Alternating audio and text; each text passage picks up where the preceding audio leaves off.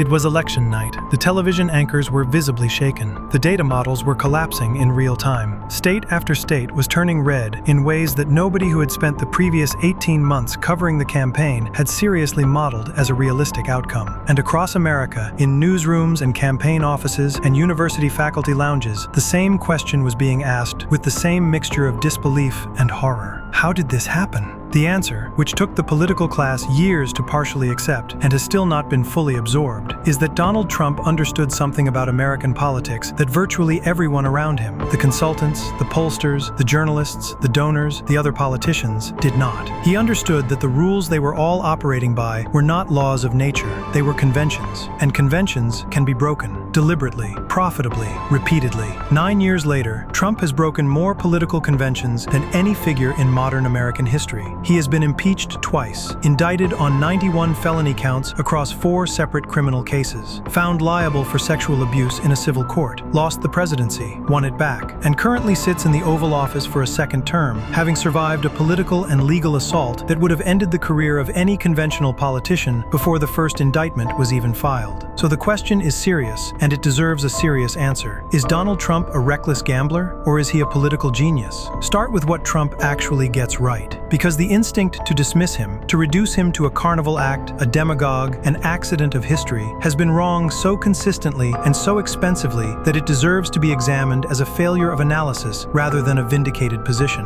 Trump's core political insight, the one that powered 2016 and has sustained him through everything since, was genuine and important. He identified a real constituency that the political system had genuinely abandoned. Working-class Americans, predominantly but not exclusively white, in the industrial Midwest and rural communities across the country, who had watched their manufacturing jobs disappear, their communities deteriorate, their wages stagnate, and their cultural anxieties dismissed as bigotry by a coastal professional class that had comprehensively stopped listening to them. But what made Trump different was not merely that he noticed these frustrations. Many politicians noticed them. The difference was that he understood how emotionally explosive they had become beneath the surface of American society. He recognized that millions of people no longer simply disagreed with the political establishment. They fundamentally distrusted it. They distrusted the media. They distrusted Wall Street. They distrusted Washington. They distrusted universities, corporations, intelligence agencies, and increasingly, even the electoral system itself. And Trump did something most politicians are terrified of doing. He spoke to those voters emotionally instead of technocratically.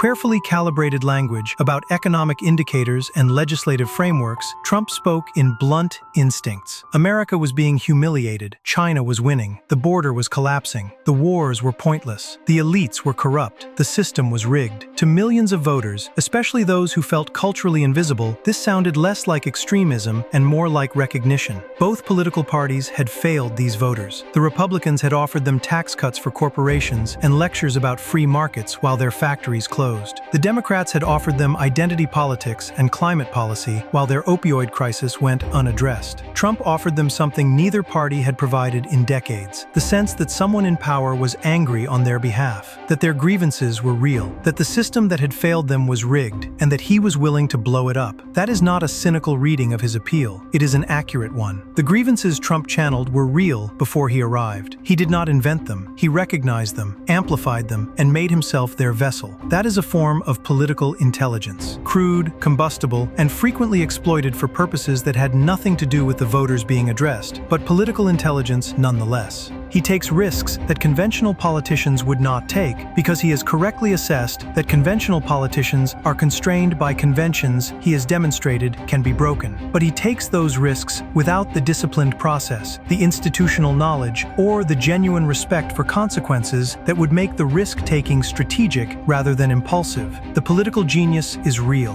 The recognition of abandoned voters, the tactical media instincts, the ability to survive political damage that would have destroyed anyone else. The 2024 comeback that defied every historical precedent. The reckless gambler is also real. The January 6th, the tariff chaos, the systematic dishonesty that has corroded the information environment of the world's most powerful democracy. The decision-making process that resembles a man betting at a table he has convinced himself he cannot lose at, rather than a leader calculating acceptable risk against strategic objective. The tragedy and the danger is that in Trump's case, the genius and the recklessness are not separate modes. They are the same thing. The same willingness to ignore convention that makes him politically formidable makes him institutionally dangerous. The same instinct that reads a room and finds its anger also reads a legal ruling and decides it does not apply to him. The same confidence that won 2 presidential elections also sent a crowd to the Capitol. You cannot extract the genius from the gambler. They are the same person making the same calculation every time. And perhaps that is why Trump has become such a defining figure of the 21st century. He is not simply a politician. He is a reflection of an era in which trust in institutions has collapsed. Outrage has become a political currency, and spectacle increasingly dominates substance. Trump did not create those conditions by himself. America was already polarized before he descended the escalator in Trump Tower. The distrust, the anger, the fragmentation, the cultural hostility, all of it already existed. But he understood how to weaponize it more effectively than anyone else. Supporters see him as proof that the system can still be challenged. Critics see him as proof that the system is breaking.